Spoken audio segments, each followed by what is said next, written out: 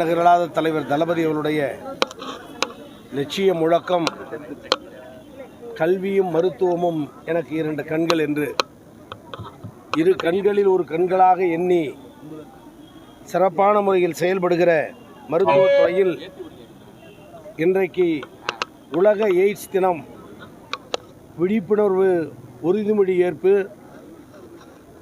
விழிப்புணர்வு பிரச்சாரம், கையெழுத்து இயக்கம் என்ற நிலையில் தஞ்சை மாவட்டத்தில் தஞ்சை புகவேண்டி நிலையத்திலிருந்து இந்த விழிப்புணர்வு பயணத்தை தொடங்கியிருக்கிறோம்.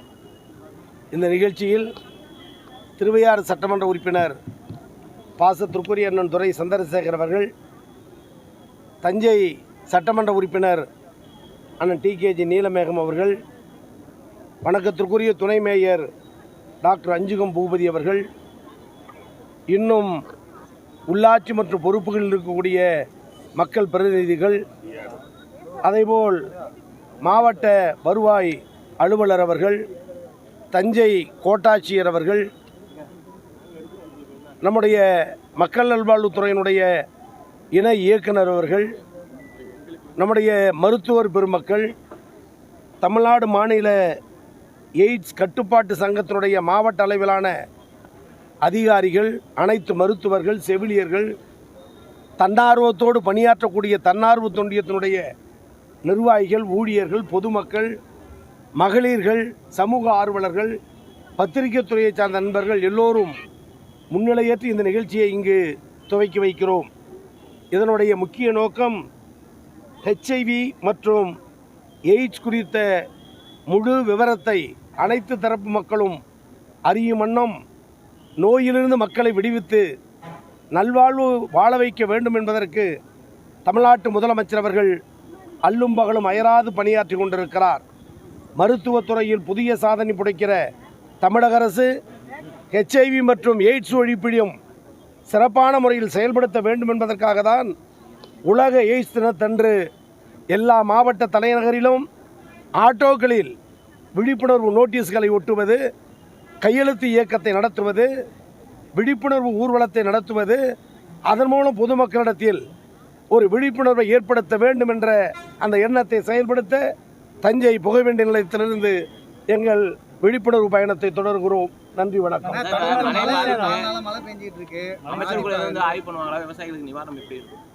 தஞ்சையில் எப்பொழுது மழை இடர்பாடு ஏற்பட்டாலும், இயற்கை இடர்பாடு ஏற்பட்டாலும் உடனடியாக ஓடி வந்து அதை ஆய்வு செய்து விசாரித்து உரிய நிவாரணம் கொடுப்பதில் முதலமைச்சரும் துணை முதலமைச்சரும் சளைத்தவர்கள்ல. கடந்த 15 நாட்களுக்கு முன்பு பெய்த அடைமழை காலத்தில் துணை முதலமைச்சர் விரைந்து வந்து பல்வேறு இடங்களில் ஆய்வு செய்து ஈரப்பதத்தை அதிகரித்தால்தான் நெல் கொள்முதல் செய்ய முடியும் என்ற நிலையில் மத்திய அரசுக்கு வேண்டுகோள் வைத்து மறு 3 தினங்களில் மத்திய அரசும் ஈரப்பதத்தை கண்டறிய ஒரு நிபுணர் குழுவை அழைத்து அனுப்பி வைத்து, நிபுணர் குழுவும் பல்வேறு இடங்களில் ஆய்வு செய்து அதை டெல்லிக்கு அறிக்கையாக எடுத்து சென்று 15 நாள் கழித்து டெல்லி சொன்ன தகவல், ஈரப்பதத்தை கூட்டித்தர இயலாது. ஆய்வு எதற்கு, அழைத்தது எதற்கு, வந்தது எதற்கு? இதுதான் ஒன்றிய அரசு தமிழ்நாட்டு விவசாயிகளை வஞ்சிக்கிற நிலை. இந்த நிலையில் நம்முடைய முதலமைச்சர் அவர்கள் ஈரப்பதத்தோடு நெல் எடுக்கக்கூடாது என்ற நிலையிலும் அந்த நெல் கொள்முதல்களுக்கு தேவையான காற்றாலை விசிறிகள், சாக்குகள், கூடுதலான முறையில் நெல் கொள்முதல் செய்வதற்குரிய வாகனங்கள், கலர் நிலங்கள், உலர்களங்கள், அவைகளை சேமித்து வைப்பதற்கான பர்மனெண்ட் குடோன்கள், இவைகளுக்கெல்லாம் பல்வேறு நிதிகளை ஒதுக்கி விரைந்து அந்த பணிகளை மேற்கொண்டு வருகிறோம். சம்பா பயிர் காலத்தில், இளம்பயிராக இருந்த காலத்தில் அடைமழை பெய்த காரணத்தால் ஆங்காங்கு மழை சேதம் இருக்கிறது. அதை பத்திரிகை ஊடகம் வெளிப்படுத்தியிருக்கிறது. முதலமைச்சரும் அந்தந்த ஆட்சித்தலைவர் மூலமாக, மக்கள் பிரதிநிதி மூலமாக ஆங்காங்கு விழிப்புணர்வு இருக்க வேண்டும் என்று வேண்டுகோள் வைத்து அவைகளும் கண்டறியப்படக்கூடிய சூழ்நிலையில் இருக்கிறது. வேளாண் துறையும், வருவாய்த்துறையும், இயற்கை எடுபாட்டுத்துறையும் கணக்கிட்டு அதற்கான புள்ளி விவரங்கள் ஆட்சித்தலைவர் மூலம், வேளாண்மை துறை மூலம் முதலமைச்சருக்கு எடுத்துச் சென்றால் அந்த உதவிகளை பெற்றுத்தர நானும் முயற்சிப்பேன் என்பதை தெரிவித்துக் கொள்கிறேன்.